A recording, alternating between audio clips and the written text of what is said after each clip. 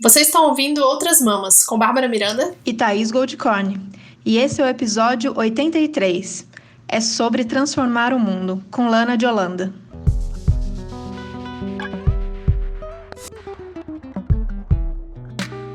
Lana de Holanda é comunicadora, travesti, feminista, ecossocialista, vegana e é ex-assessora de Marielle Franco. Muito bem-vinda, Lana, é um prazer enorme pra gente ter você aqui. A gente tá rolando esse momento de apaixonamento que a gente vem se conhecendo através dos textos, da rede social. E aí a gente já tava apaixonada, e quando a gente se apaixona é assim, a gente é meio rápido, a gente se apaixona e a gente já quer trazer para outras mamas, para ouvir mais, para conseguir trazer essas histórias, ou o que a gente consegue sacar um pouquinho em cada post, em cada texto, para dividir isso com vocês. E muitas coisas em comum, né? Muitas lutas em comum, coisas que a gente sempre traz aqui. Então a gente está muito, muito, muito feliz com a sua presença. Primeiro, muito obrigada por ter aceitado esse convite. A Babi tá ali de regatinha, mas eu aqui em São Paulo, Lana no Rio de Janeiro, estamos com frio. E mesmo assim, sabendo da agenda, muitas lives, muitas coisas, ela topou estar aqui com a gente está muito feliz. Então, primeiro, muito bem-vinda, queria que você se apresentasse. Eu fiz essa bio bem rapidinha aí, mas sei que você é muito mais do que isso. Então, eu queria que você contasse pra gente um pouco da sua história, que a gente sempre gosta de ouvir, e o seu processo com o veganismo, esse processo todo de transição, e quem é a Lana hoje. A gente curte muito ouvir essas histórias. Bem-vinda, Lana. Bem-vinda. Obrigada, meninas. Obrigada por me receberem aqui. Que desafio, né? Começar me definindo, falando quem eu sou. Eu acho sempre muito difícil isso. Eu gosto quando tem essa introdução que já apresentam, e aí eu fico livre de falar de mim mesma. Porque eu acho que uma grande dificuldade é falar de mim mesma. Mas, mais uma vez, obrigada pelo convite. Admiro muito vocês, tanto o podcast, né, o programa em si, quanto acompanhar vocês nas redes sociais, os stories, o Instagram. O Instagram dá muito essa ideia de que... Essa ideia que você falou de se apaixonar pelas pessoas, né? A gente vai entrando, vai se encantando, vai vendo que tem coisas em comum, e as lutas se convergem, e aí vê que a pessoa conhece alguém que a gente também gosta, também admira, e aí vai formando essa teia de aranha, né? Em que todo mundo tá meio que próxima, apesar da distância e apesar dessa falsa impressão que as redes sociais dão de que todo mundo é amiga, todo mundo é próxima. É algo que a gente precisa combater, né? Essa ideia de que todo mundo é muito amiga, quando muitas vezes as pessoas não são. Mas é gostosa também essa sensação de conexão, de interatividade que a gente tem. Então estou muito, muito feliz de estar aqui. Enfim, eu sou Lana de Holanda, sou uma mulher trans, uma travesti. Os dois termos me contemplam perfeitamente. Ecossocialista, sou filiado ao PSOL já há uns 6 anos. Fui assessora de Marielle Franco, como você falou, a vereadora que foi executada junto com o Anderson em 14 de março de 2018. Então, a gente está ainda perguntando quem mandou matar a Marielle e por quê. Mas o quê? Sou mãe da Frida e da Trotsky, que são 2 gatas. Sou companheira do Edu, que é um homem trans. Tenho me identificado aí, né, entrando e bebendo da fonte, e me identificando cada vez mais enquanto uma marxista, o que é um pouco desafiador, né, ser uma travesti, uma mulher trans, e me identificando enquanto marxista, eu encaro enquanto um desafio, porque é uma área que, historicamente, né, é muito embranquecida, muito cisgênera, mas isso também não é tão diferente do restante da sociedade que a gente vive, então não foge muito do resto do mundo. E é tudo isso, assim, é muita coisa, né, se a gente for parar para falar. Abolicionista penal, né, pelo amor de Deus, não confundir com outros abolicionismos.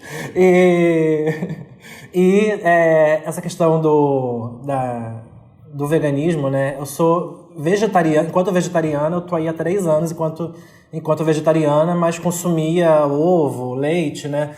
Essa vegetariana que é mais uma questão de alimentação do que uma questão do todo, uma questão macro, né? Era uma questão muito voltada para a alimentação em si.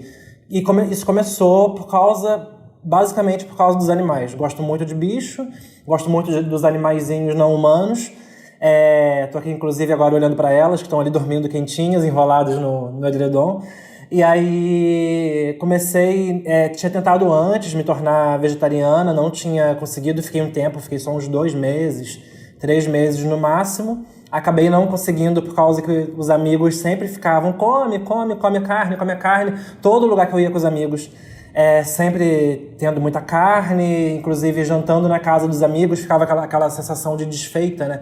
Aquela sensação de que eu tô sendo mal educada, eu não tô sendo amiga de verdade, eu tô fazendo desfeita com o que os amigos estão fazendo pra mim. Então essa coisa toda que a gente já sabe, eu acabei voltando a comer carne. Isso tem mais de 3 anos. E aí quando eu conheci o meu companheiro, o Edu, na época namorado, ele já era vegetariano há mais de 10 anos. Então quando eu conheci ele, assim, a gente foi ficando firme nessa coisa de vamos namorar. Aí eu pensei, acho que o momento é esse, né? Tô começando a namorar alguém que já tá nessa, é algo que eu quero muito. E eu tenho muita dificuldade por causa dos outros, né? Por causa dessa pressão dos outros e uma dificuldade muito grande que eu ainda tenho, mas eu tinha muito mais de uma dificuldade de dizer não, de conseguir impor minha opinião, conseguir impor minha vontade. E quando eu comecei a namorar o Edu, eu pensei, acho que a chance é essa de me tornar vegetariana. E aí eu consegui, foi super tranquilo, não só por ele, mas eu também já estava muito mais decidida do que eu queria, do porquê que eu queria, de como aquilo fazia sentido para mim. E mais recentemente, com o início da quarentena, na verdade antes do início da quarentena, foi no dia 22 de janeiro desse ano, marquei a data porque é o aniversário do Edu. E aí, mais uma vez, o Edu teve influência também, porque a gente já estava falando muito nisso, né? Nessa questão de nos entendermos enquanto ecossocialistas. A gente estava muito nessa pegada de, cara, não tá dando para continuar consumindo produto de origem animal, seja na alimentação, seja em outras áreas, não tá dando para continuar seguindo isso e sendo ecossocialista e entendendo a importância disso. Obviamente, existem muitas pessoas que são ecossocialistas e que não são veganas nem vegetarianas, mas pra gente a contradição estava colocada, pra gente a contradição estava muito gritante. E aí no aniversário dele, do Edu, eu vi que o Juan Félix, né, todo mundo aqui acho que conhece o Juan Félix e tal, adoramos, fã-clube do Juan, e aí eu vi que o Juan ia servir e estava fazendo a cozinha de um projeto que inclusive fechou agora durante a pandemia, né? O projeto não existe mais, era um casarão alugado aqui no Rio, e aí cada dia da semana eles recebiam um cozinheiro vegano diferente, e aí eu vi que ia ter um dia que seria justamente o dia do aniversário do Edu, que ia ser o Juan. E aí a gente foi lá, comemos a comida do Juan maravilhosa, e aí a gente ficou tão maravilhado, não só pela comida em si, né? Mas porque eu acho que o Juan ele traz toda essa questão do veganismo político, né? Esse veganismo político, anticapitalista, decolonial, que pra gente é tão importante, que pra gente é o veganismo que faz sentido. E aí quando a gente saiu de lá do restaurante, a gente foi fazer um passeio num parque lá perto, andando, e aí o Edu falou, acho que chegou o momento, né, amor? Acho que a gente tem que começar a encarar de que não dá mais pra gente continuar fugindo desse... Porque pra quem não é vegano, né, se tornar vegano tem essa coisa do bicho de 7 cabeças, né? O que eu vou fazer com os meus amigos, onde eu vou, o que eu vou comprar, o que eu vou tomar de café da manhã, toda essa coisa que a gente coloca como se fosse o fim do mundo. E aí, desde então, a gente começou, e aí resumindo, a história é basicamente essa. E aí a quarentena, ela acabou, embora esteja sendo um inferno cumprir a quarentena, não é fácil, tudo isso, mas se existe algo de positivo, não sei se dá pra colocar assim, mas se existe algo de positivo que a quarentena acabou trazendo, foi essa questão da gente se aprofundar na questão vegana, né? Principalmente na questão do alimento, da comida, do dia a dia em si, sem essa pressão externa dos amigos e das pessoas que convivem com a gente, e a gente realmente se aprofundando em receitas, em o que dá para fazer, como a gente se aprofunda nisso, como a gente toca o dia a dia. Então acabou servindo para isso, assim, bem ou mal. Legal, eu amei, muito legal. Eu não tinha pensado desse lado de quem decidiu fazer essa transição agora, decidiu pelo veganismo. Realmente, o momento de quarentena foi um super pausa nessa coisa, desse momento tão difícil que é o início, dessa pressão de sair pro bar, casamento, festinha, os amigos, trabalho, melhor momento. Se você não fez isso ainda, aproveite, se você ainda tá isolado, né? Você e as 36 pessoas que estão isoladas. Aproveita, porque realmente essa parte do início, essa pressão dos amigos, a gente já falou algumas vezes sobre aqui. Não a pressão necessariamente, só a convivência já é uma coisa, família, amigos, já é uma coisa a mais pra lidar, né? Uhum. Ainda tem a questão, acho que também acho que principalmente no começo, né, a gente parou de pedir comida, porque já tinha rotina de pedir comida e a gente começou a cozinhar muito mais do que a gente já cozinhava, né? Porque teve essa coisa de tipo, será que pega, se chegar na embalagem e, né, o pessoal que vem entregar, delivery, vai vir coronavírus na comida, aí eu acho que rolou esse momento, assim, e foi muito bom também que eu comecei a cozinhar pratos novos também, foi bem legal isso. A gente também parou de pedir comida, então também isso ajudou muito, porque não vou dizer que, assim, vou colocar entre aspas, é fácil ser vegano quando você pode pedir comida sempre fora, né? E aí tem sempre aquele seu restaurante favorito, né? Aquelas comidas maravilhosas, elaboradas. Mas quando você tem mesmo que tocar a comida do dia a dia, aí eu acho que você absorve melhor, né? O que significa isso. Porque a vida não é ficar pedindo comida fora, né? A vida, normalmente, é você fazer comida, você preparar seu próprio café da manhã, né? Essa coisa da gente tomar café numa padaria, ou pedir uma pizza vegana para o jantar. Isso é uma exceção, não é a regra. E eu acho que a pandemia, ela impôs isso, né? De que o dia a dia passasse a ser mais a regra do que a exceção.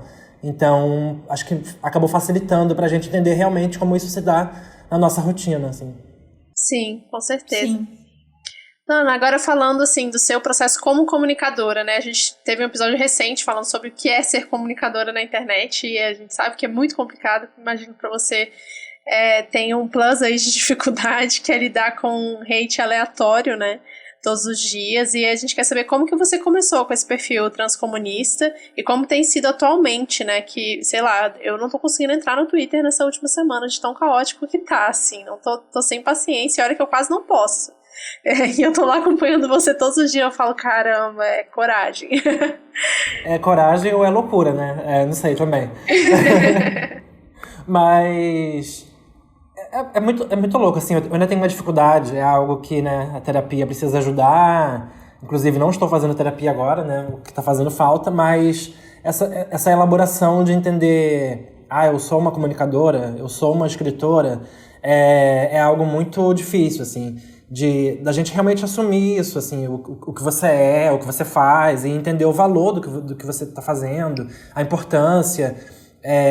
Não é se colocar num pedestal, não é se achar, mas é também não ter uma baixa autoestima também tão grande que te sabote, né? É preciso encontrar um meio termo aí.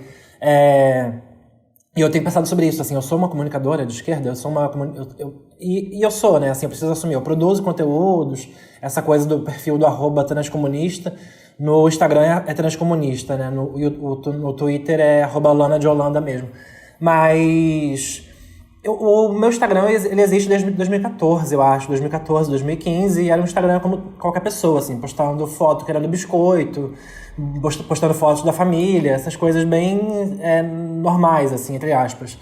E desde novembro, acho que novembro do ano passado, eu tinha uma página no Facebook. Assim que eu comecei a transicionar, eu fiz uma página no Facebook em que eu relatava meu processo de transição. E o @ dessa página no Facebook, ela era transcomunista e depois ela mudou para transgressiva. Uma amiga até falou, tem que ser transgressiva, porque você está muito agressiva nesse processo de transição e tal. Acho que é algo meio natural, assim, da gente ficar muito na defensiva, né? Quando se é uma mulher trans, uma travesti, os ataques todos que a gente recebe no dia a dia. E nessa página eu fazia alguns relatos, escrevia alguns textos que repercutiram bastante, inclusive quebrando o tabu, né? O suprassumo liberal ajudou muito a alavancar alguns textos meus na época. Mas depois eu acabei abandonando essa coisa do Facebook. O Facebook pra mim ficou muito chato, muito cansativo, e eu larguei o Facebook de mão. E aí em novembro do ano passado eu tava muito cansada de tudo isso que a gente tem vivido com Bolsonaro e companhia, né, desde sempre, mas a eleição do Bolsonaro, acho que alavancou muito um sentimento de que preciso fazer alguma coisa, preciso me organizar. E aí tudo isso, no final do ano passado, isso ficou tudo muito mais inflamado em mim. E aí eu entrei numa organização política que constrói o PSOL, E também eu mudei o meu arroba lá do Instagram para transcomunista, que foi o meu primeiro arroba lá dessa página que eu tinha no Facebook. E aí eu fiz um textão no Instagram falando que eu estava mudando esse arroba para poder falar mais mesmo, de uma forma mais aprofundada, elaborada, sobre pautas políticas, sobre as coisas que para mim são importantes, que são caras, e que é isso, eu tinha 1.000 e pouco, ou 2.000 seguidores, e enfim, não importava quantos seguidores eu tinha, né? A questão não era essa. A questão era realmente fazer daquilo ali alguma ferramenta para que eu pudesse, sei lá, com as pessoas que me lessem, poder falar sobre coisas que para mim eram caras. Que eu precisava tocar as pessoas de alguma forma, igual outras pessoas, obviamente, também me tocam, também me movem a me organizar, a militar, tudo isso. Então foi isso, e aí desde que eu mudei o arroba e comecei a escrever uns textos um pouco mais... essa lógica do textão, eu passei a levar um pouco pro Instagram, isso acabou dando algum resultado, pelo menos em relação a números, assim, a pessoas me seguindo e tal. Né, não sou nenhuma super influencer, nada disso, né? Tenho agora 18 mil seguidores, 19 eu acho. Então, de alguma forma, tem pessoas que começaram a acompanhar, a querer saber o que eu tô falando, mas eu ainda acho isso tudo muito estranho. Então, por isso que no começo eu falei que existe uma dificuldade de me entender enquanto comunicadora, o que é ser comunicadora, né? Porque eu acho que todo mundo comunica alguma coisa. Mesmo quem só posta foto, sei lá, Luana Piovani, né? Que só quer postar foto de biquíni, eu acho que todo mundo o tempo todo tá comunicando alguma coisa, tá falando alguma coisa. Também isso não importa o número de pessoas que te acompanham. Mas desde que eu comecei a acompanhar, tem tido esse retorno que é um retorno positivo, sem dúvida, de pessoas que relatam que estão aprendendo alguma coisa sobre transexualidade, sobre veganismo, sobre ecossocialismo comigo. Acho isso bacana, mas queria que cada vez mais as pessoas fizessem isso também, né? Que cada vez mais elas começassem a falar, a pautar, a se organizar politicamente, que também é importante. Porque eu acho que a gente fica muito numa lógica de esperar que alguém faça, e aí quando alguém faz, a gente começa a acompanhar essa pessoa, e a gente fica muito numa lógica muito passiva, né? De só acompanhar as pessoas. Óbvio que acompanhar é importante, fortalecer quem está fazendo é importante, mas eu acho que a gente precisa também pegar essa ferramenta para nós mesmas, né? É uma ferramenta que todo mundo tem acesso, quer dizer, quase todo mundo tem acesso, que é o Instagram, e como a gente consegue pegar isso e transformar isso numa ferramenta política, né? Sim, essa coisa das redes sociais é muito louca. A gente fez um episódio recente, acho que foi o último, né, sobre internet. Sabrina Fernandes falou recentemente sobre essa coisa, dessa lógica, dessa mercantilização do conteúdo, né? E a gente que criou um perfil, ou tá lá escrevendo, ou tá lá fazendo conteúdo, mas que de alguma forma, acho que é isso que você falou, todo mundo tá comunicando, mas tem algumas pessoas que estão lá para comunicar um projeto político, um conteúdo político, ou seja, um conteúdo para refletir sobre alguma coisa que não está dado aí, que você não vai ver nas mídias tradicionais. Acho que é um pouco disso também, dessa revolta de não ver as coisas que a gente acaba estudando ou ficando sabendo, ou o movimento de trazer o que a gente faz ou vê na militância, trazer isso como divulgação política ali para atingir mais gente. Então, mas aí a gente acaba caindo nesse risco que você falou, dessa passividade e dessa meio que garantia de que, como se eu estivesse vendo na internet, eu estou fazendo também. Isso é um questionamento que eu fico fazendo, né? Tem o lado positivo de trazer, mobilizar as pessoas, acho que é por isso que a gente faz o que a gente faz, mas correndo esse risco dessa sensação de que eu fiz porque eu acompanhei alguém fazendo na internet, sabe? As campanhas, mas com a gente falando aqui de novo, a mobilização mesmo, militância se faz fora, né? Ali é só uma das partes, uma das abas que a gente abre para poder construir, mas ali não é tudo. E às vezes pode dar a sensação de que é tudo. E outra coisa que a gente trouxe no episódio de internet também é que é uma mídia social de perfis, é uma rede social. Então os perfis são individuais, né? Então é muito difícil separar isso, né? Você fala, não gosto tanto de falar sobre mim, porque aí você tá falando sobre um projeto, óbvio que passa por você, pela sua vivência, porque você traz a questão da transexualidade, que é você, o veganismo, que é você, a sua luta, mas a gente tinha que conseguir também dissociar um pouco, né? Fica muito personalizado, é perigoso pra caramba, mas você sente já essa coisa da mercantilização do conteúdo, tipo, Fala sobre isso. O que você acha sobre isso? Essa pressão que a gente acaba caindo nisso também, né? Nossa, total. E é muito algo que eu tenho pensado muito, mas assim, muito mesmo nas últimas semanas, eu acho. Na última semana, principalmente, eu pensei bastante sobre essa questão que a gente tem que ter opinião sobre tudo, né? Sobre tudo você tem que falar, sobre tudo você tem que postar, tudo você tem que compartilhar. E isso vai irritando num nível, assim, porque é isso, por trás do perfil não existe uma equipe, não existe uma rede de pessoas ali que tem aquela senha e que ficam postando. Existe uma pessoa que trabalha, que precisa garantir seu sustento, né? As pessoas acham que a gente, você agora tem... Uma amiga falou, quando ela viu que eu estava com 16 mil seguidores, ela falou assim, nossa, você agora vai ter posts pagos. Aí eu falei assim, como assim posts pagos, amigas? Eu não tô ganhando absolutamente nada por isso, assim. Infelizmente, né? Obviamente eu penso, né? Nossa, se cada pessoa que me segue me desse R$1 por mês, eu ficaria muito feliz. Mas essa não é a realidade. Quem nunca fez essa conta, né, Babi? Todo dia, quase. Essa não é a realidade, não ganha absolutamente nada ali. É só uma pessoa que tá produzindo conteúdo quando pode, quando consegue.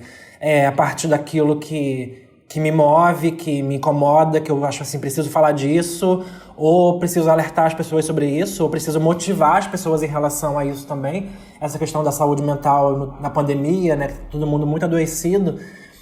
E também as pessoas precisam entender, eu acho, que quando a gente não fala sobre alguma coisa, não quer dizer que aquilo não quer dizer que aquilo não machuca, ou não fere, ou não agita a gente de alguma forma. Mas é porque a gente precisa também viver a nossa vida, né? Eu preciso trabalhar, possuo um trabalho, sou assessora parlamentar aqui na Alerj, no Rio de Janeiro. Tem a militância, realmente, a militância que não é essa coisa da internet.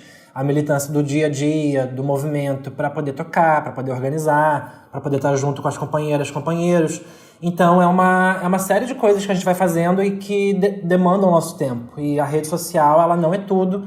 Ela não é o principal também, pelo menos para mim, ela não é o principal. Ela é uma ferramenta muito importante, que eu valorizo muito, fico feliz pelo resultado que ela tem dado no sentido de pessoas que demonstram que estão se atentando, se mobilizando de alguma forma, mas ela não é o ponto central da minha vida e não pode ser, né? Eu acredito que na vida de ninguém.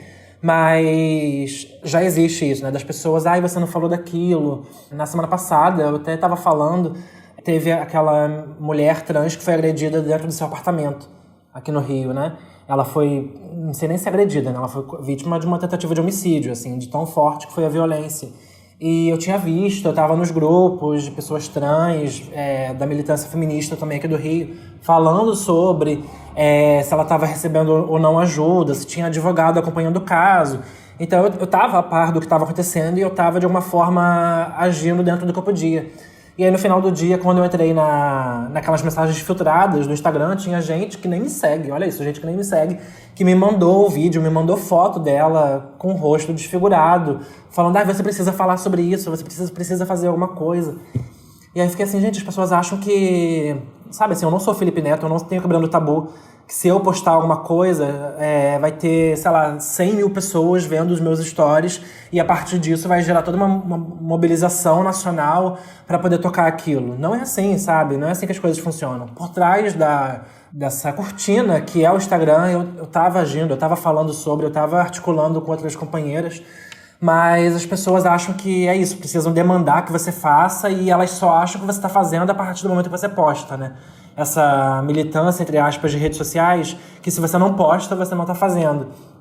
Sem falar o quanto é violento você mandar para uma outra pessoa trans uma foto de uma pessoa trans morta, que eu já recebi também. Precisamos lutar por justiça por fulana. E aí me manda uma foto de fulana esquartejada, assim. Então é uma violência muito gritante, porque a violência, ela tá presente na minha vida. Essa violência física, né, que graças aos deuses, aos orixás, até hoje eu nunca sofri nenhuma violência física, mas ela tá sempre no meu horizonte, assim, né, dependendo de onde eu tô, pra onde eu vou, eu fico assim, será que é hoje? Dependendo de conforme algum homem ou algum grupo de homens me olham na rua, eu penso, nossa, será que é hoje? Será que é agora? Então essa violência, ela tá muito presente o tempo todo, constantemente, e aí você mandar para essa pessoa que já tem a violência física no seu horizonte, e a violência de outras formas, né? A violência institucional, simbólica, ela está colocada 24 horas por dia.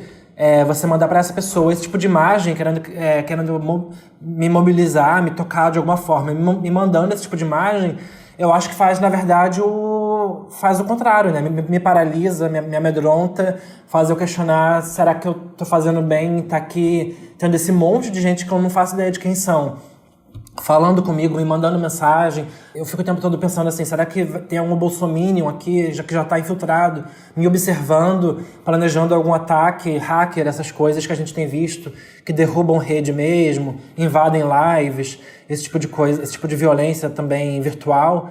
Então, esse tipo de demanda já existe, já está colocada, faz e só acredita no que eu estou fazendo quando eu estou postando, o que, a meu ver, é muito... Acho que isso diz muito sobre como é a militância das pessoas, né? Como as pessoas enxergam o que é militar, né? Como se militar fosse você conseguir biscoito através do que você posta nas redes sociais. E, obviamente, é importante a gente postar o que a gente está fazendo, até para incentivar outras pessoas a fazerem também. Mas a militância, ela não se restringe a isso, não pode se restringir a essa coisa panfletária de você ficar postando foto e vídeo e stories nas redes sociais. Mas muita gente ainda enxerga e acha que é isso. Nossa, total, maravilhoso. Muito, muito forte isso que você disse. Isso só demonstra quase um estado de anestesiamento. Eu acho que se isso já acontece, né, nas nossas relações olho no olho, dessa falta de cuidado e atenção, de observar o outro, entender quais são as questões do outro, na internet isso fica potencializado, né, porque é tudo ali meio que mais rápido, mais seco, então é só rapidez de tem que falar, tem que mostrar, sem entender as camadas. E até as coisas, quando a gente cria ferramentas para se proteger, acabam virando brincadeira e meme, como gatilho, por exemplo, essa palavra que surgiu na internet como uma coisa séria de você mostrar ali que aquele conteúdo é delicado, pode ser delicado para algumas pessoas, e agora não tô nem criticando, porque eu falo gatilho a cada 10 palavras, mas essa transformação, isso eu acho que demonstra muito como funciona, né, como as coisas funcionam dentro da internet, pouco cuidado entre a gente. Eu acho que esse é o nosso trabalho também, que a gente exercite isso também nessas nossas relações na internet, né, do cuidado, do pensar como que aquela mensagem vai chegar até outra pessoa, como que aquele pedido vai chegar até aquela pessoa. Acho que é meio por aí. Foi bem curioso você citar isso também, porque a gente também recebeu, depois eu vi, ficou lá naquelas mensagens não solicitadas também de pessoas que não seguem a gente. Eu falei, gente, né, tipo assim, essa semana foi tanta coisa, a gente não pode parar pra olhar cada notícia que chegar, cada desgraça que acontecer com uma mulher, com uma pessoa trans, né, porque senão a gente não vai fazer mais nada, sabe, a gente não vai viver o nosso dia a dia, a gente não vai cuidar da nossa comida, a gente não vai cuidar uns dos outros. Então é muito, isso que você falou é muito, muito bom e muito importante ser dito, né, porque dificulta, assim, o nosso ativismo e a militância quando a gente está o tempo inteiro sendo bombardeado com não só a notícia, mas com a cobrança da notícia, né. Semana passada teve uma live maravilhosa, aliás, gente, o perfil da UVA, União Vegana de Ativismo, nossa querida UVA, que infelizmente, dada essa pandemia, não possibilitou da gente se encontrar novamente para fazer o Enuva.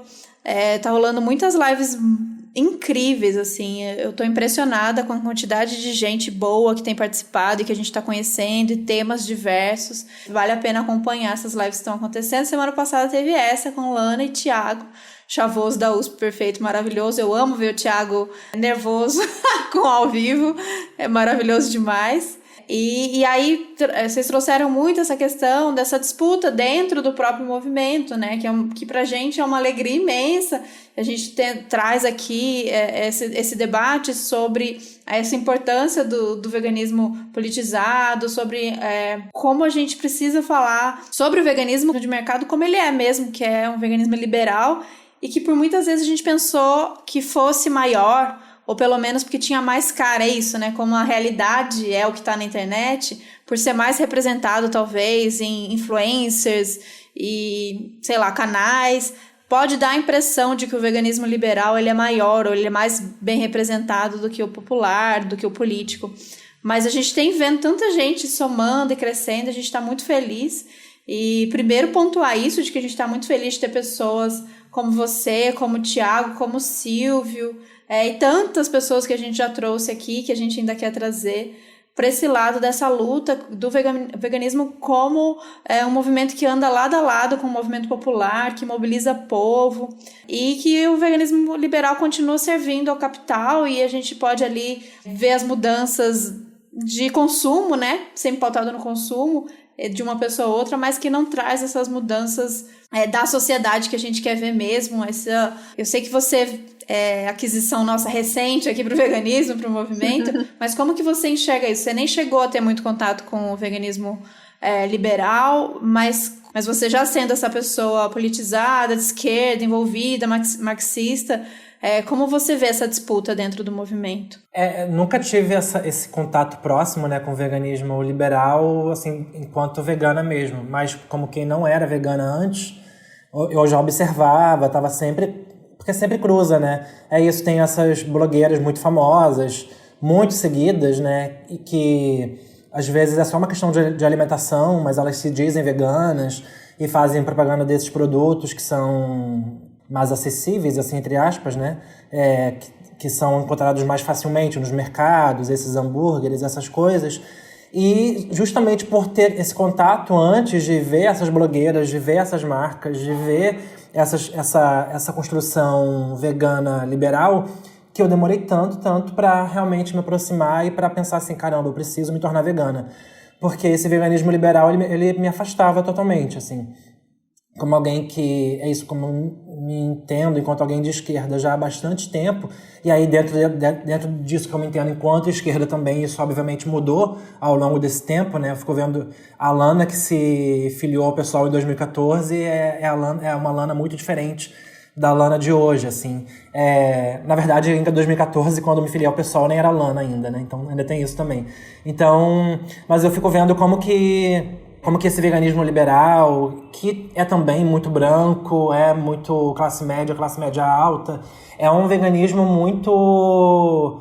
que ele me afastou. Por muito tempo ele me afastou. Eu via e eu ficava assim, nossa, isso não faz nenhum sentido. Isso é muito fútil. Essa pauta é muito fútil. Essa pauta não tem nenhuma conexão com a materialidade, com a vida real. Essa pauta não dialoga com a população mais pobre, com a população preta, periférica.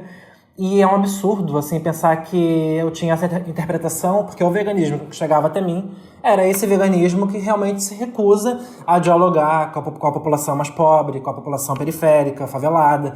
Era esse veganismo que ele é feito para um nicho muito específico de mercado, para uma classe social muito específica, e que é um veganismo ainda que ousa achar que dialogando dessa forma, que se construindo dessa forma, vai conseguir veganizar todo mundo, né? Então é um veganismo que acha que a partir de ter hambúrguer vegano feito de plantas, e eu sempre fico assim, que plantas são essas, né? Porque essa coisa do rótulo feito a partir de plantas. Gente, isso pra mim não diz nada.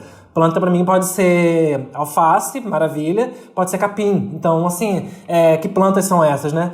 Mas esse veganismo que acha que, se dizendo feito a partir de plantas, vai estar se abrangendo e automaticamente as pessoas vão se tornar veganas porque elas vão experimentar um hambúrguer vegano e esse hambúrguer vegano vai ter um gosto exatamente igual ao de carne animal. Então, todo mundo vai se tornar vegano automaticamente. Também resumindo a questão vegana, é como se veganismo fosse puramente essa questão alimentícia, da comida. Então, eu sempre fico olhando esse veganismo que é popular no sentido de pop mesmo, né? No sentido de que tá na mídia, tá na televisão, não popular no sentido de que tá na base, de que tá na vida de quem realmente importa. Mas eu ficava olhando ele e ele me afastava totalmente. E quando eu conheci o veganismo anticapitalista, quando eu fui conhecendo pessoas que pautam o veganismo como, acredito eu, que ele realmente deve ser pautado, e não só o veganismo. Qualquer luta, qualquer pauta social que a gente pense a partir da transformação da vida das pessoas, qualquer pauta que a gente pense como possibilidade de transformação radical da vida, de superação de opressões, de combate à exploração, quando a gente pensa qualquer demanda dessa, acredito eu que a gente precisa pensar a partir do anticapitalismo. E foi quando eu vi esse veganismo que é anticapitalista, e aí não só comunista, socialista, ecossocialista, mas também o anarquista, né? Tem aí a Sandra Papacapim, né, que foi uma das primeiras pessoas que eu comecei a ler e eu falei assim, caramba, isso aqui tá fazendo muito sentido, porque eu não vi mais ninguém falando isso. E aí o bom do algoritmo, né, o algoritmo é uma porcaria, porque ele faz a gente ficar muito presa nas nossas bolhas, mas ele tem essa função que também é importante quando a gente descobre alguém que é bacana, né? E aí vai trazendo outras pessoas bacanas para perto da gente, para a gente ir acompanhando através das redes sociais. E aí da Sandra fui indo para outras e outros. E hoje é muita gente, assim, não vou saber falar por quem exatamente eu comecei, além da Sandra, mas ela foi uma das primeiras que eu comecei a ler e que me marcaram muito, assim, de fazer sentido, caramba, essa questão do solo, essa questão da reforma agrária, da agricultura familiar, a questão dos agrotóxicos e dos orgânicos, tudo isso está ligado com o veganismo. O veganismo não é uma coisa só que está ali isolada do restante das pautas e não está falando só sobre a questão da comida, está falando sobre tudo, assim, pensar o veganismo através de um processo de descolonização, entendendo que como que eu pauto uma descolonização, a gente fala tanto da descolonização, de processos decoloniais, a gente fala tanto disso a partir de seres humanos, mas como que a gente pensa disso a partir das outras espécies que estão sendo colonizadas por nós, que nos achamos os fodões, as fodonas superioras.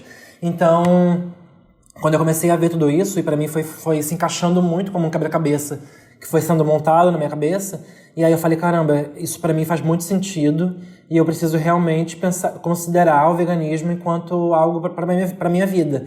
Porque não é frescura, não é bobeira, não é mimimi e não é estilo de vida, assim, né? Quando o veganismo ele é vendido enquanto estilo de vida, ele afasta muito quem é pobre, periférico, quem tem essa origem. Eu sou de São Gonçalo, que é uma cidade periférica aqui do Rio de Janeiro, e eu sou especificamente do Zumbi, que é uma comunidade no Engenho Pequeno, que é uma região bem pobre de São Gonçalo, que já é uma cidade bem pobre. Então, essa questão da carne animal, isso tudo sempre foi muito presente na minha vida enquanto um símbolo de status. Comer carne, para mim, sempre foi símbolo de, quase de empoderamento, de estar bem de vida. Eu falei isso na live da Uva, né, sobre como que a primeira vez que eu fui no McDonald's, eu tinha acho que 13, 14 anos de idade, 12 ou 13, entre 12 e 14, enfim. Quando eu fui na primeira vez no McDonald's, pra mim, eu me senti muito, muito empoderada, assim. Embora não tivesse essa palavra, né, essa palavra não tava na moda, mas eu me senti muito, caramba, eu tô igual um filme, eu tô vivendo aqui o que as pessoas da minha idade fazem nos filmes, que é esse hambúrguer com milkshake. Que foda, eu senti como se realmente a minha vida fosse melhorar a partir daquilo. Olha o quão isso é violento, né? E o quão isso é profundo. O quanto isso causa memórias e sensações muito profundas na gente, né? Então, como que a carne ela tá colocada, e pra mim foi o McDonald's, mas pros adultos era o churrasco, sabe? Bater uma laje e depois de bater uma laje comer um mocotó, comer uma feijoada, ou fazer um churrasco uma vez por mês, no aniversário de alguém. Tudo isso sempre tá muito ligado a uma sensação de que eu tô conseguindo me mover, eu tô conseguindo romper com um ciclo de precarização e de limitação da minha vida em relação à alimentação. Então, quando a gente vê alguém vendendo o veganismo como um estilo de vida, um shake, um hambúrguer que ele é acessível, entre aspas, porque ele está no mercado, mas o preço dele também não é nem um pouco acessível, e ao mesmo tempo é um hambúrguer que ele traz o sabor exatamente igual da carne, e até que ponto ter o sabor exatamente igual da carne tá fazendo as pessoas terem vontade de deixarem de ser veganas, sabe? Porque uma abobrinha não tem o sabor que a carne tem. E não tem problema nenhum nisso. E acho que é sobre isso também que a gente precisa falar, sabe? Assim, descolonizar o nosso paladar, descolonizar a nossa alimentação, é também entender que comidas à base de vegetais, de verduras, não vão ter o sabor exatamente igual da carne quando a gente faz elas na nossa casa. E não tem problema nenhum nisso. É a gente descobrir outros sabores, é a gente descobrir outras possibilidades de ter uma refeição gostosa, maravilhosa, mas que não vai ser a partir de um animal, não vai ser a partir de um bicho. Então, até que ponto esse estilo de vida vendido por blogueiras e por esses grandes mercados, por essas grandes marcas, elas, na verdade, elas não fecham nichos específicos, mas elas não ajudam nem um pouco, se a gente parar para pensar, né? A gente debate isso já há um tempo, vocês debatem isso há muito mais tempo, até que ponto isso realmente, na verdade, cria nichos muito fechados, impossibilitando que as pessoas realmente se apropriem do que é ser vegana, se apropriem do que significa ser vegano na sua radicalidade.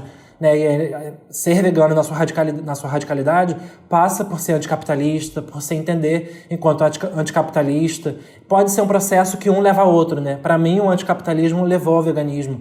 Em outras pessoas vai ser o inverso, né? Em outras pessoas o veganismo pode levar ao anticapitalismo.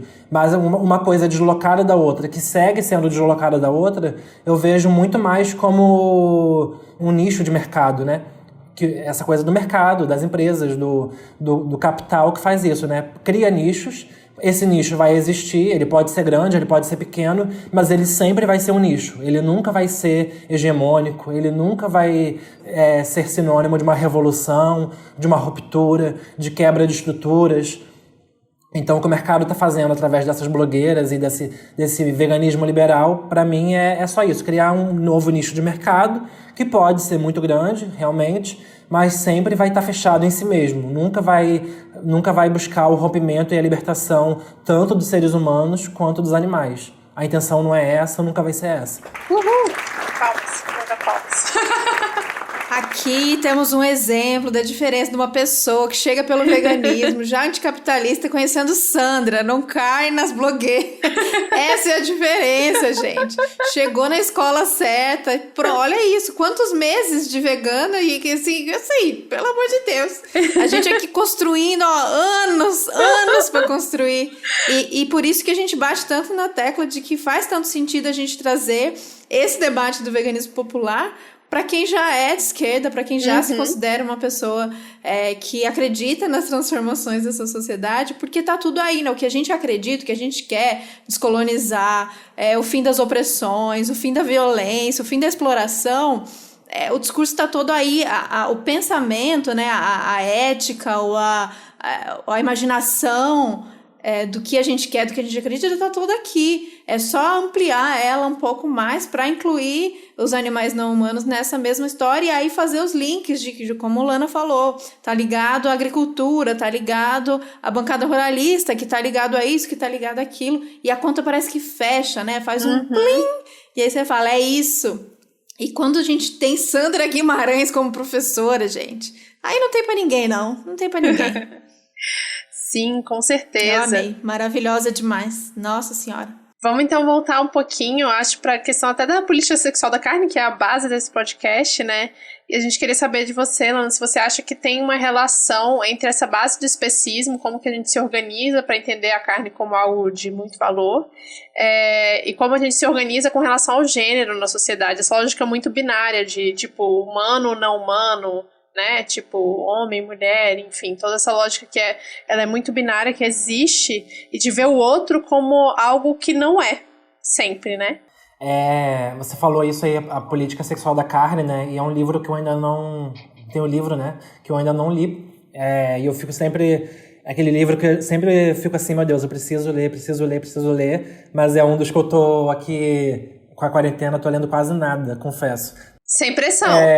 Mas isso, então, assim, né, não vou ter tanta profundidade para falar a partir do que talvez eu poderia. Se eu tivesse lido esse livro, que é muito importante, vejo muita referência nele, a partir de pessoas que eu admiro, que eu sigo e com quem eu tenho aprendido muito. Mas essa questão, totalmente, assim, essa questão do status social colocado de quem tá acima de quem tem poder, de quem manda, de quem obedece.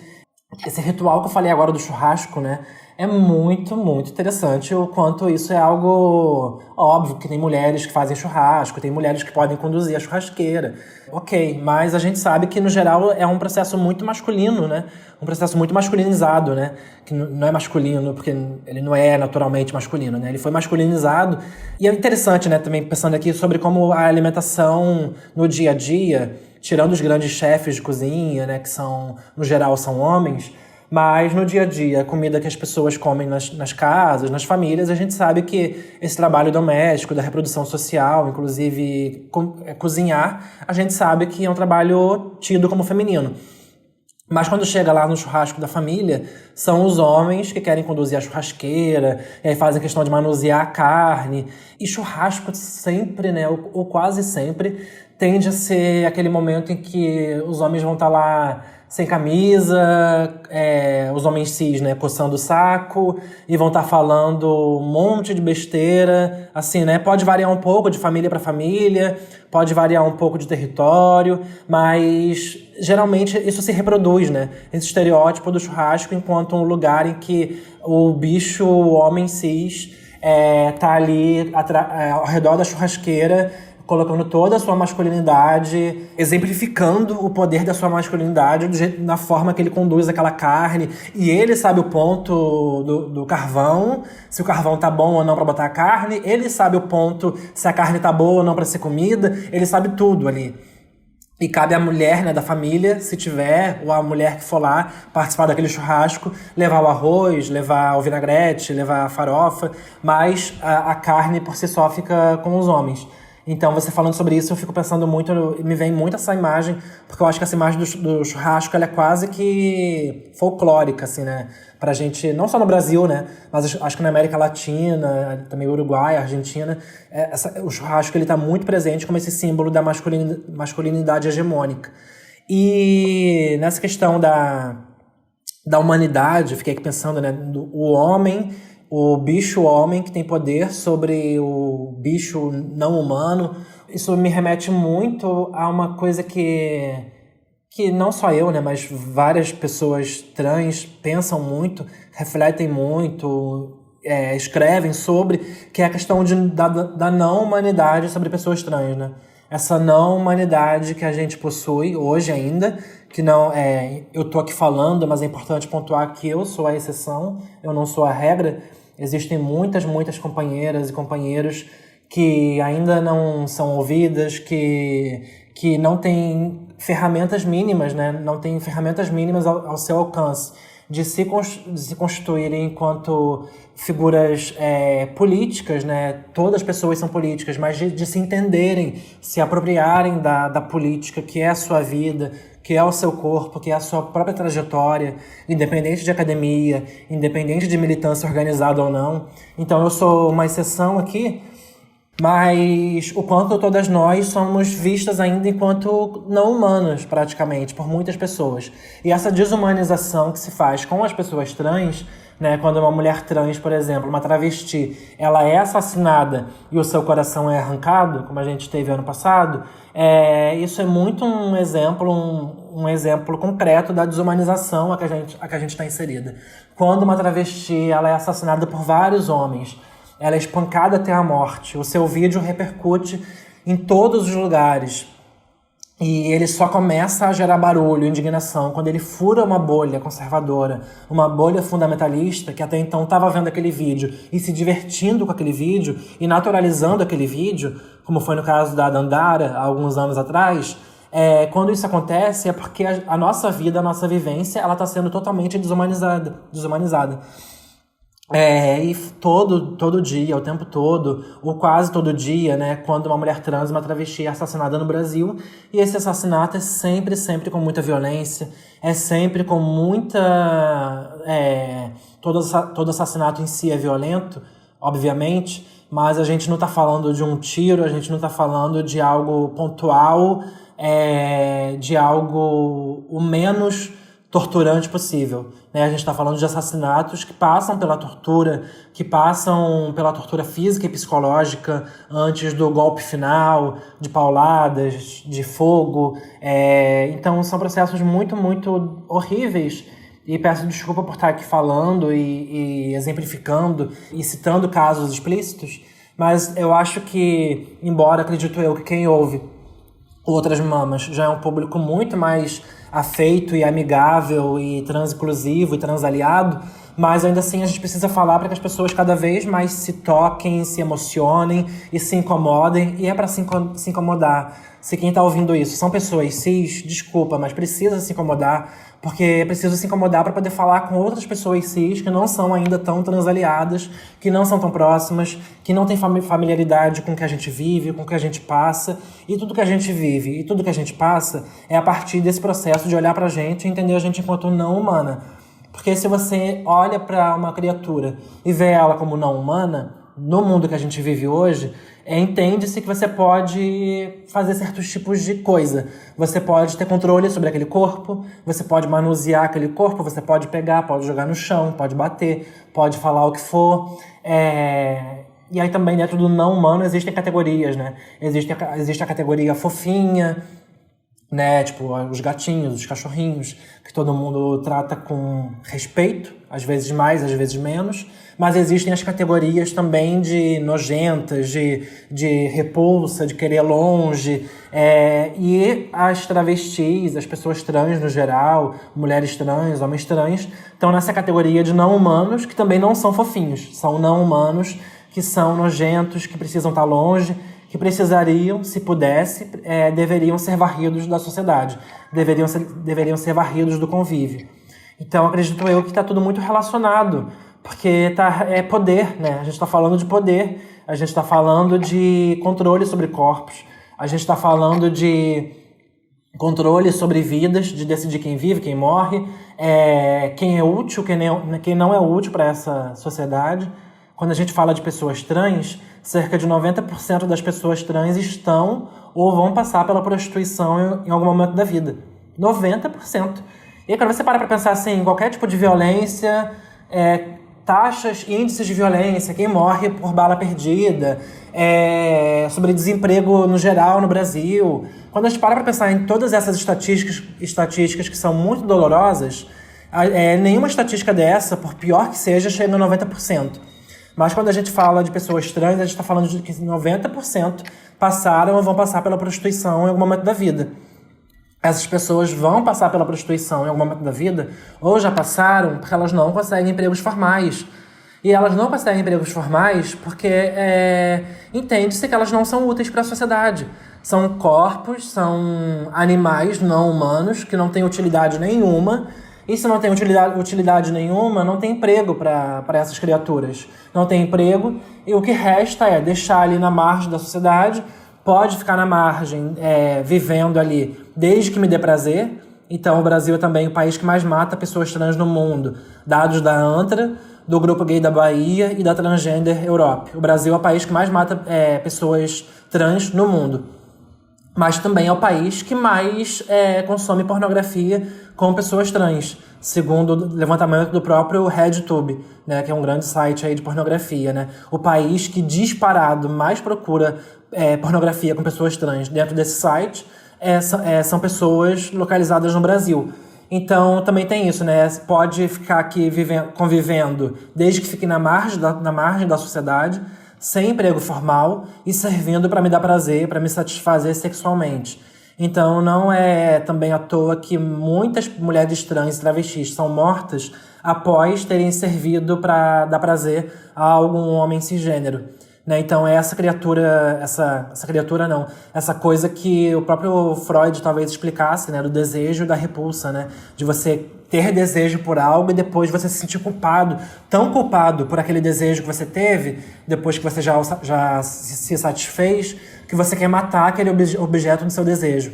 E isso acontece não só simbolicamente, mentalmente, na subjetividade, mas acontece também de forma material quando a gente está falando de pessoas trans e travestis.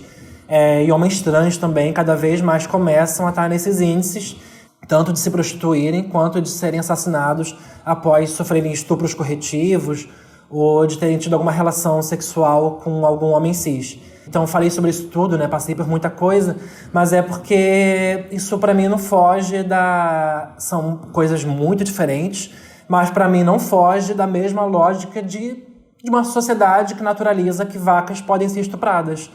A vaca pode ser estuprada, porque ela me dá prazer, sabe? Ela me satisfaz. Ela é um ingrediente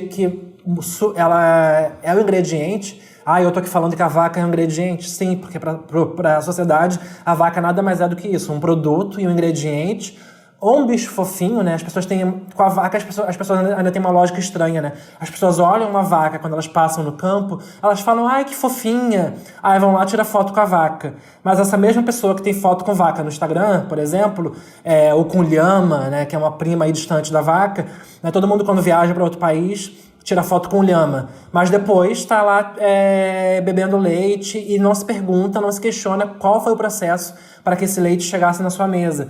Então são processos muito violentos, muito complexos, muito diferentes também entre si, mas que passam pela mesma lógica de que existem grupos que mandam, grupos que obedecem, e os grupos que mandam a gente sabe que são as pessoas, os seres humanos, primeiramente, e aí dentro dos humanos também vão ter categorias, né, de quais são os humanos que têm mais esse status de humanidade legítima, para poderem explorar outros humanos, ou oprimir outros humanos, ou simplesmente liquidar, exterminar outros humanos da face da Terra.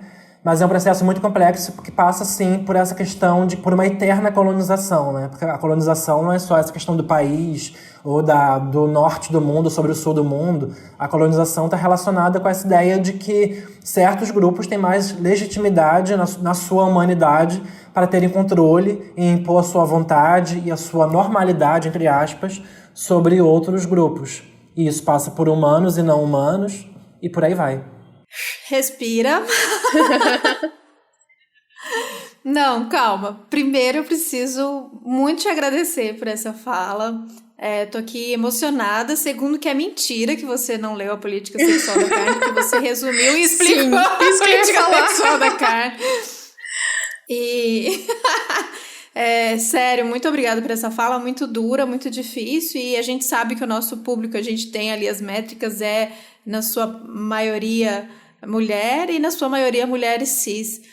Então, eu agradeço demais. Esse é um assunto que são falas e são lembranças e são alertas que são difíceis, que são dolorosos, mas que, como a gente sempre fala aqui, se dói na gente que está só ouvindo a história, imagina para quem vive esse medo, para quem vive essas histórias.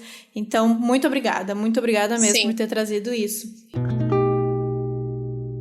Esse resumo dessa classificação, dessa hierarquização de como a gente se organizou, e não por acaso, nesse processo de colonização que aconteceu e vem acontecendo diariamente, é exatamente essa definição de quem é homem, de quem é mulher, e dentro dessa organização, quem manda e quem vai ser mandado.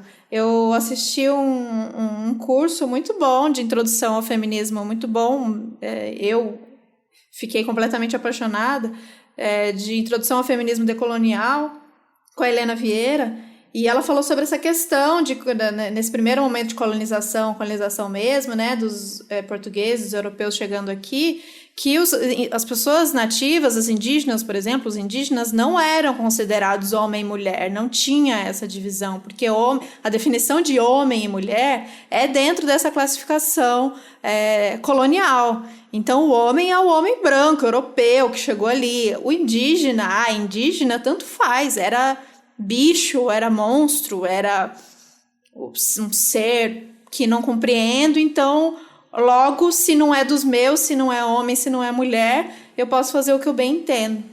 E essa lógica se aplica muito aos animais não humanos também.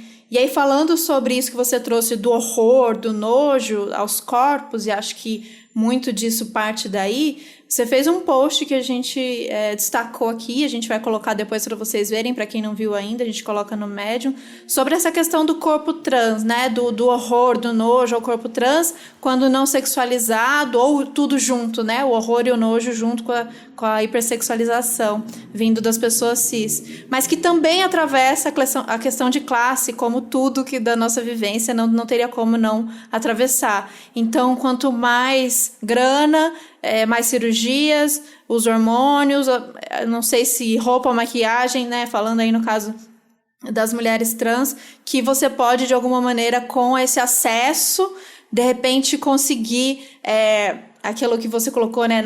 Para não parecer travesti, sendo travesti a pior coisa que poderia acontecer por a gente ter se organizado dessa maneira, como travesti sendo o horror, sendo o pior, né?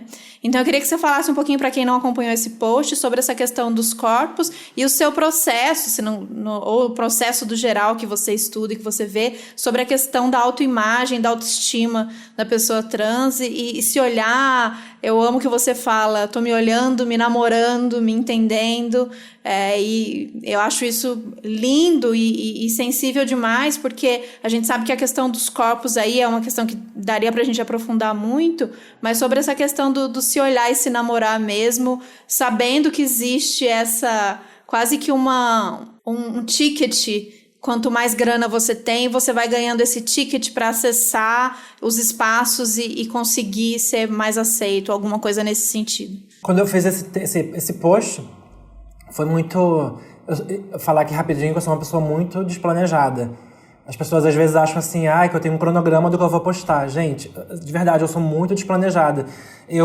A maioria dos textos que eu faço, assim, eles são coisas que realmente, simplesmente surgem. É algo que me tocou, me sobe uma coisa na cabeça, igual gato, né? Gato tá bem deitado, do nada começa a pular. Então eu sou meio que assim, eu tô bem, do nada algo me incomoda e eu vou lá e eu acabo escrevendo. E aí esse texto que eu fiz, teve algum gatilho, né? A palavra gatilho.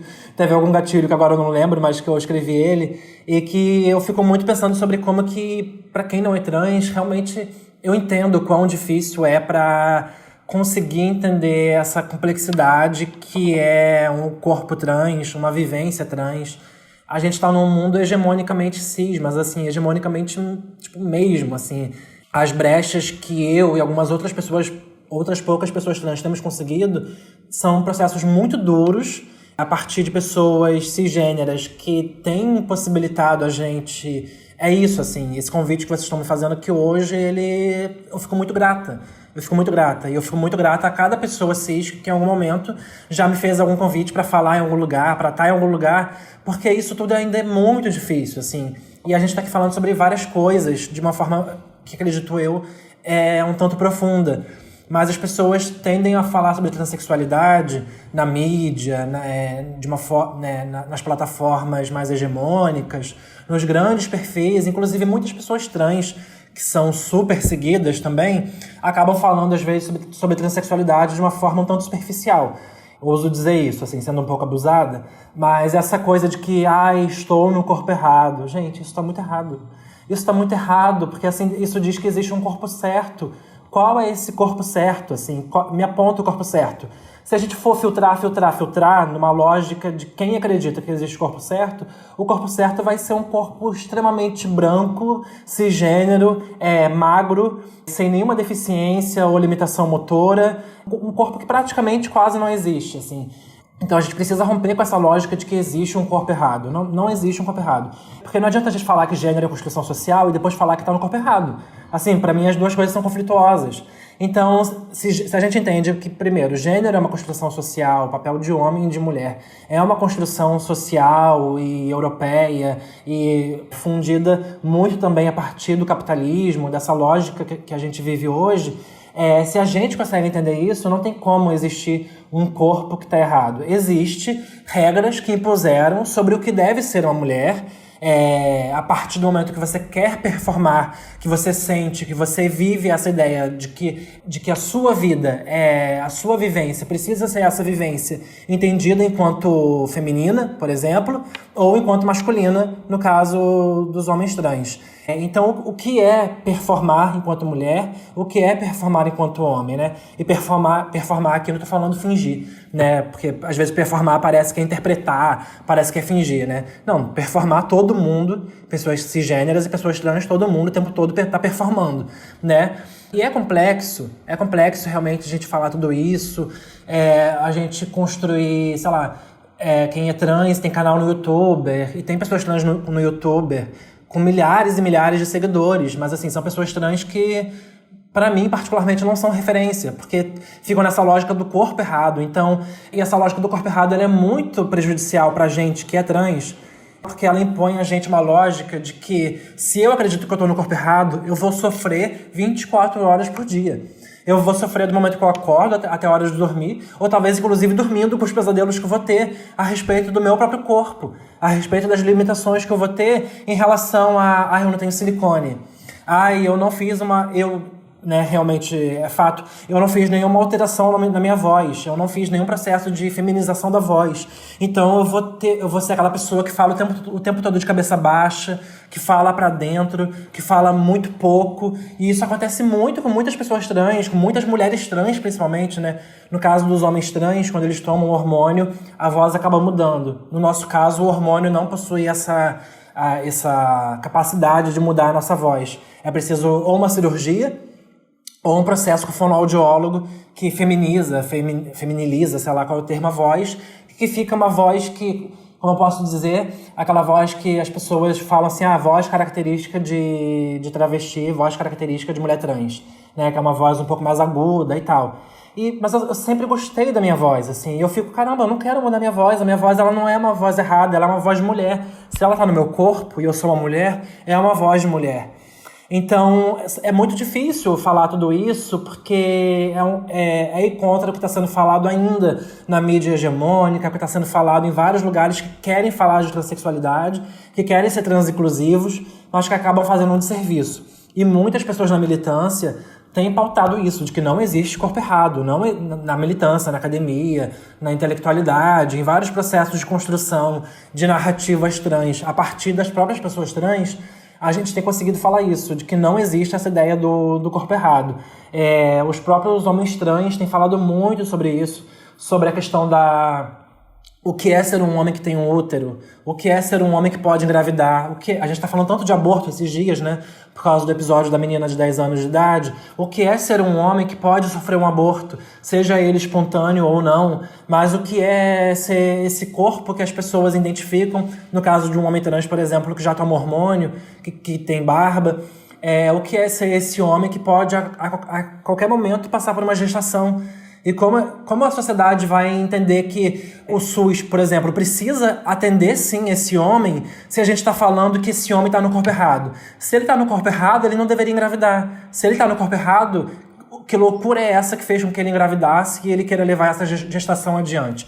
Se ele está no corpo errado, então ele precisa fazer uma cirurgia, ele precisa gerar toda a energia da vida dele para tirar o útero e para fazer uma cirurgia de redesignação sexual e não ter mais a vagina, por exemplo. Então, quando eu fiz esse post, eu não lembro qual foi o gatilho, mas foi a partir de algo que me incomodou muito nessa visão que as pessoas cis ainda têm sobre pessoas trans, e é uma visão entendível, porque isso está sendo falado em todo lugar, mas que a gente precisa romper com isso. Não dá pra gente continuar levando isso adiante, porque isso mata a autoestima, mata a capacidade das pessoas trans de se amarem. E se amar, gente, se amar é fundamental para você conseguir lutar, para você conseguir viver, para você conseguir também amar, né? RuPaul já diz, né? Como que você vai amar o que tá fora se você não consegue amar o que tá dentro? Então isso é muito importante. Mas isso não é fácil, assim, por exemplo... Lá no post eu falei que eu tava namorando o espelho, mas ontem, sendo bem sincera aqui, ontem eu tava numa pira de...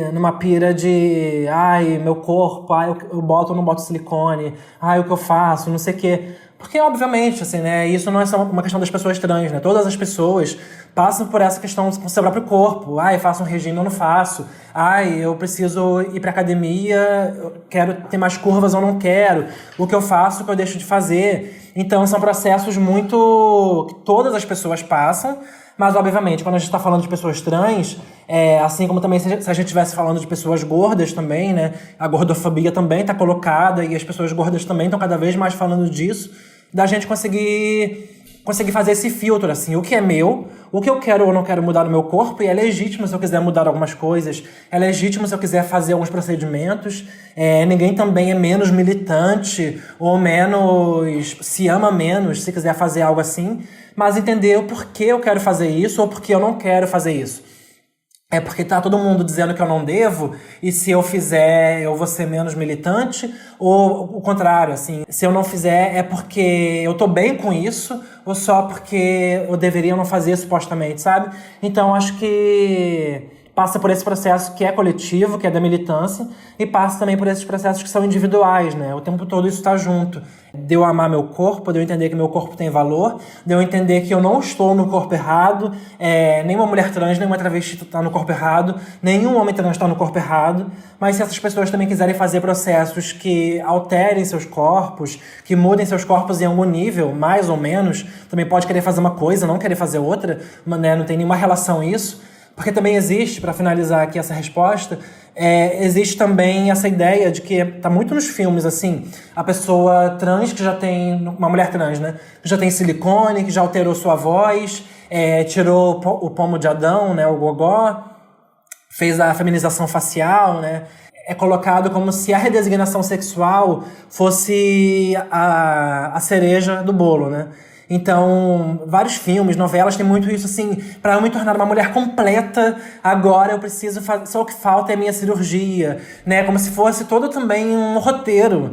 A pessoa pode querer fazer tudo, inclusive a redesignação sexual, mas também se coloca como se existisse um roteiro que você precisa seguir, onde a redesignação sexual vai ser o final, vai ser o ápice.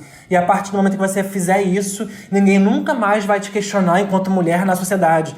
Sendo que até as mulheres cisgêneras são questionadas, né, na sua feminilidade. Até as mulheres cisgêneras são questionadas o quanto mulheres elas são ou não, se é mulher ou se é puta, né, se é uma mulher para casar ou se é uma mulher para não casar, só para se divertir. Enfim, o tempo todo as pessoas estão sendo questionadas nos seus corpos, nas suas vivências. E eu devia ter falado isso no começo, né? Caso alguém ainda tenha dúvida, cisgênera é toda pessoa que não é trans. Então, se você não é uma pessoa trans, e aí dentro do espectro de trans, né?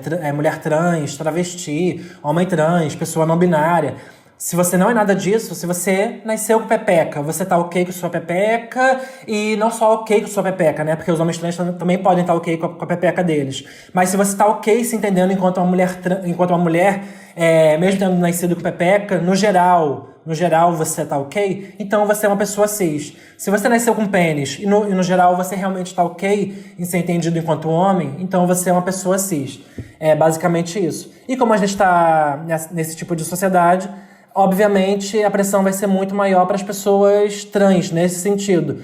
Mas, assim como também a gente está numa sociedade hegemonicamente branca, racista, a pressão sobre várias questões de corpo também vai ser muito mais gritante para as pessoas negras, né? Vai ser muito mais gritante para as pessoas gordas, vai ser muito mais gritante para as pessoas com deficiência, né? E aí todas as minorias entre aspas, né?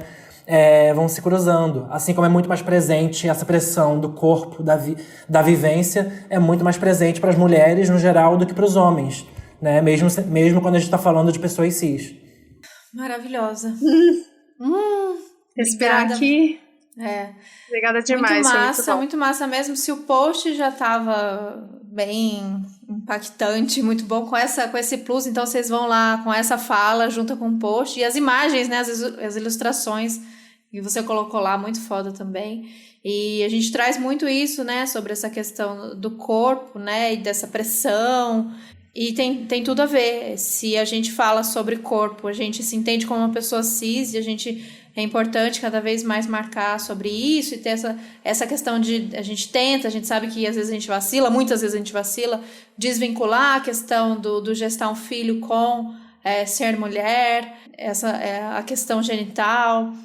É uma coisa para se ficar atenta, e é muito de estar alerta. A gente acha que às vezes é uma coisa muito complexa, a gente já reaprendeu tanta coisa, a gente não nasceu na era da internet, a gente aprendeu a falar na linguagem dos memes, como a gente não vai conseguir prestar atenção nisso e se puxar e se cuidar para isso também, para essa questão dos corpos e da linguagem. Então, muito obrigada, Lana, foi maravilhoso isso. Eu acho que a gente já falou demais, mas tem muito mais coisas para trazer. Eu acho que a gente vai ter que ter uma parte 2 de tanto assunto, porque ficou pouco. Só queria agradecer, dizer que eu aprendi um monte, na verdade, assim, né, já tinha lido o post, mas assim, veio mais um monte, me encaixou um monte de coisinha, assim, um monte de dúvida que eu ainda tinha, que, né, é isso, eu sou uma pessoa cis que basicamente não tenho contato, além do contato virtual com pessoas trans, então é muito difícil, né, A gente realmente tem que puxar essa orelha e correr atrás para se informar, para ir conviver com pessoas trans, assim como você, porque senão a gente fica só nessa bolha que acha que tá tudo certo o tempo inteiro, né? E obrigada. É isso. Eu queria passar a palavra mais uma vez para a Lana, agradecer muito por toda essa aula, essa conversa muito boa, essa proximidade. A gente comecei falando sobre apaixonamento lá no começo, e realmente a gente tem essa sensação de que a gente está próxima através das redes sociais quando a gente não está, mas ouvir, né, conseguir trocar, conseguir falar sobre todas essas questões que passam por vivências, faz a gente admirar mais e sentir que estamos construindo juntas mesmo. Então, muito obrigada. E aí eu passo a palavra, se você quiser falar um pouquinho mais e onde acompanhar, como acompanhar sem cobrar post, sem cobrar pressão de post. Já sabemos que é de forma desorganizada, é bem do meu jeito também, tirando outras mamas que é organizadinho, mas no meu perfil pessoal eu acordo quase com aquela coisa entalada e aí sai alguma coisa, não planejo nada. Mas acompanhe no Twitter, acompanhe no Instagram. E aí eu passo a palavra, Lana, para você, e agradeço demais, mais uma vez. Sim. Eu que agradeço muito vocês duas, agradeço o convite, é sempre muito bom ouvir vocês, e outras mamas, né, falei lá da Sandra, falei assim, não vou ficar citando todo mundo, que foi importante, é importante nesse processo político, né, de um veganismo que é anticapitalista, que cada vez mais vai se encaixando, vai fazendo sentido na cabeça, enquanto uma luta que não é uma luta isolada das outras, mas o Outras Mamas, sem dúvida, cumpre muito essa função também, cumpre muito essa tarefa de informar, de ensinar, e acho muito... Eu sou muito viciado em podcast, né? Eu sou muito podcast, eu sou muito viciado em podcast, e ter vocês como referência falando sobre vários assuntos, né, a amplidão de assuntos que vocês fazem, mas também tendo esse gancho central, me deixa muito feliz enquanto ouvinte mesmo, enquanto quem acompanha, enquanto quem ouve, se não toda semana, né, por causa da rotina, por causa da correria, mas às vezes ouço da semana anterior que não deu para ouvir antes, e aí ouço 2 na mesma semana, e assim a gente vai fazendo. E para me seguir, para me acompanhar, no Instagram. O Facebook ainda existe, mas eu não uso mais o Facebook. Tá lá só para quando a gente ainda podia sair na rua, quando a gente ainda podia viajar, né? O Facebook, ele tem uma função legal, que é a gente ficar vendo os eventos que tem na cidade, né? Que a gente está conhecendo, que a gente está viajando. Então ainda existe a conta. Mas o Instagram é @transcomunista. O Twitter é @Lana de Holanda. Holanda com um H só, um L só, igual o país mesmo. E agradeço muito a oportunidade. Eu acho que a gente vai se encontrando na luta. Não só esse bate-papo que a gente teve aqui, não só as trocas que a gente tem nas redes sociais, mas acho que a gente vai se encontrando mesmo nos projetos políticos que a gente acredita, na visão de mundo que a gente acredita, na nossa visão de tudo, de erradicação das opressões, da exploração pelo capital, das opressões com humanos e com não humanos, né, obviamente. Então, nisso tudo, a nossa luta vai se cruzando e se encontrando o tempo todo. E quando tudo isso passar, que eu espero que a vacina seja russa, seja chinesa, eu só quero que a vacina exista logo, que a gente possa realmente se encontrar nos rolês, no dia a dia, na vida, nos barzinhos, para comer os lanches veganos, tudo. Então, é o que eu mais quero, tá bom? Beijo pra vocês, obrigada pra quem ouviu também. E é isso, tamo juntas, juntos e juntos. Obrigada, vou cobrar, quero muito essa cerveja. Vem vacina logo. Vamos tomar essa cerveja no Rio de Janeiro.